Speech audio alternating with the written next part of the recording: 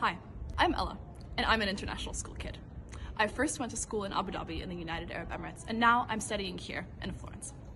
My identity has been shaped both by the fact that I've studied abroad in Abu Dhabi and also here, but also by the fact that I've been shaped by an international school system called the International Baccalaureate.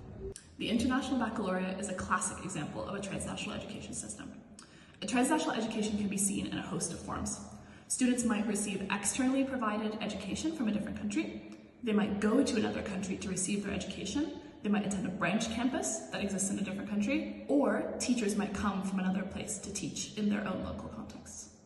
Both of my parents moved to the United Arab Emirates to teach English as a second language, and while I was living in the UAE, I received a Swiss-designed education system, meaning that I'm a product of not one, but two forms of transnational education modes. Transnational education allows people like me to experience education systems and bodies of knowledge I would have never experienced in my home countries, Turkey and the US. However, it's becoming increasingly privatized. International schools cost up to 15,000 euros a year, with the tuition fees of the SDG rivaling these costs, keeping some people out of the private education system. Transnational education and access to knowledge is a privilege that I've been afforded, and other people should be too. In our master's courses, we've been taught that knowledge is supposed to be a global public good. Public goods are defined by two characteristics: non-rivalry and non-excludability. Anyone can access the good, and one person having the good means that the other person can have it equally too. When these goods are accessed and spread on a global level, that's called a global public good.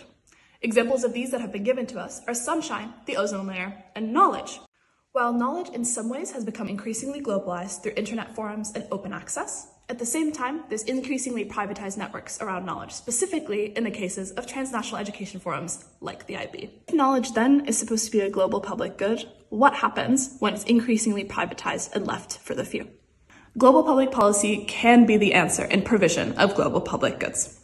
Implementing scholarships within private academic institutions, creating public to private collaborations between universities and governments, and strengthening public education systems are three important ways that policy can help address the gap between knowledge and access. It's time for us to call in our global policymakers to make sure that education and knowledge promote equity, inclusion, and access.